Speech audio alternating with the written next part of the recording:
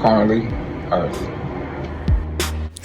It was January 25th in the year 1776 that the Continental Congress authorized the first National Revolutionary War Memorial in honor of Brigadier General Richard Montgomery, who continued his eternity during an assault on Quebec on December 31st in 1775. Montgomery, along with Benedict Arnold, led a two-pronged invasion of Canada in late 1775. Before joining Arnold at Quebec, Montgomery successfully took Montreal. But the Patriot assault on Quebec failed, and Montgomery became one of the first generals of the American Revolution to continue his eternity on the battlefield. When word of Montgomery's emergence into the eternity reached Philadelphia, Congress voted to create a monument to Montgomery's memory and entrusted Benjamin Franklin to secure one of France's best artists to craft it. Benjamin Franklin hired King Louis XV's personal sculptor Jean-Jacques Caffieri to design and build the monument. Upon its completion in 1778, the Montgomery Memorial was shipped to America and arrived at Edenton, North Carolina, where it remained for several years.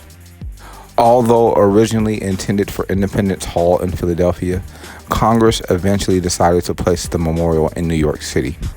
In 1788, it was installed under the direction of Major Pierre Charles L'Enfant beneath the portico of St. Paul's Chapel, which served as George Washington Church during his time in New York as the United States' first president in 1789, and where it remains to this day.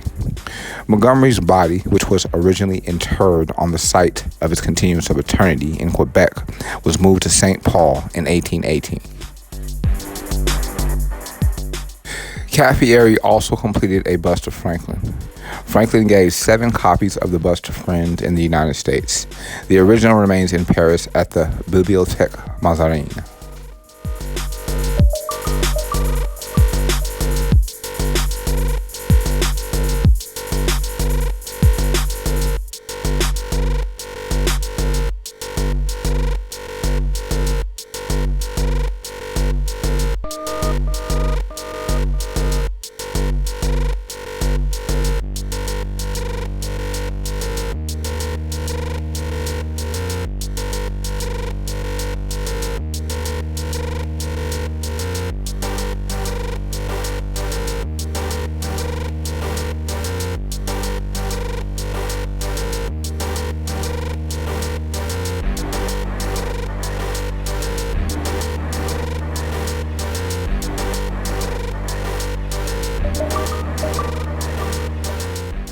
It was January 25th in the year 1942 that Thailand, a Japanese puppet state, declared war on the Allies. When war broke out in Europe in September of 1939, Thailand declared its neutrality, much to the distress of France and England. Both European nations had colonies surrounding Thailand and hoped that Thailand would support the Allied effort and prevent Japanese encroachment on their Pacific territory. But Thailand began moving in the opposite direction, creating a friendship with Japan and adding to its school textbooks a futuristic map of Thailand with a greater Thailand encroaching on Chinese territory. Thailand's first real conflict with the Allies came after the fall of France to the Germans and the creation of the puppet government of Vichy. Thailand saw this as an opportunity to redraw the borders with French Indochina. The Vichy government refused to accommodate the Thais, so the Thai troops crossed into French Indochina and battled French troops.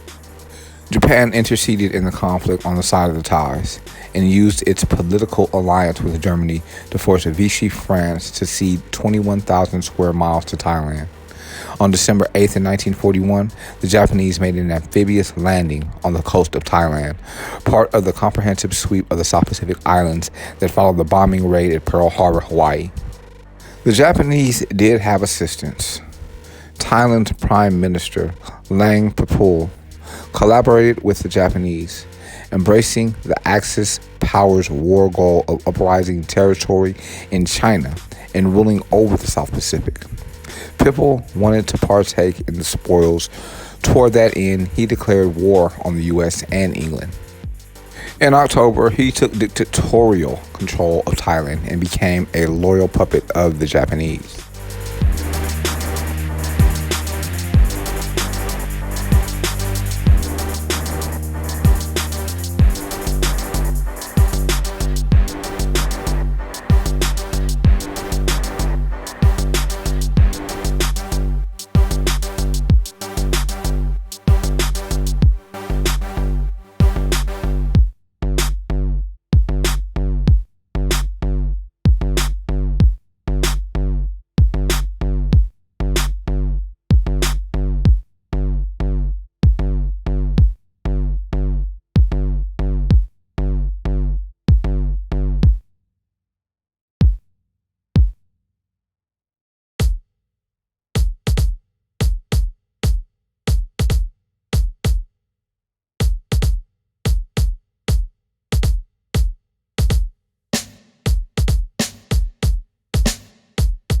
I'm so confused.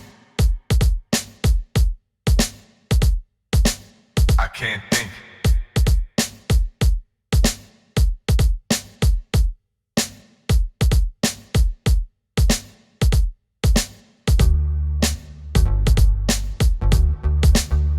I can't think. It was January 25th in the year 1995 that Russia activates its nuclear command systems for the first time. Russia's early warning defense radar detects an unexpected missile launch near Norway, and Russian military command estimates the missile to be only minutes from impact on Moscow.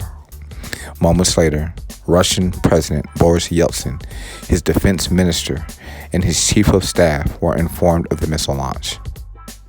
The nuclear command system switched to combat mode, and the nuclear suitcases carried by Yeltsin and his top commanders were activated for the first time in the history of the Soviet-made weapons system. 5 minutes after the launch detection, Russian command determined that the missile's impact point would be outside Russia's borders. 3 more minutes passed, and Yeltsin was informed that the launching was likely not part of a surprise nuclear strike by Western nuclear submarines. These conclusions came minutes before Yeltsin and his commanders should have ordered a nuclear response based on standard launch on warning protocols. Later, it was revealed that the missile, launched from Spitsbergen, Norway, was actually carrying instruments for scientific measurements. 9 days before, Norway had notified 35 countries, including Russia, of the exact details of the planned launch. The Russian Defense Ministry had received Norway's announcement, but had neglected to inform the on-duty personnel at the early warning center of the imminent launch. The event raised serious concerns about the quality of the former Soviet Union's nuclear systems.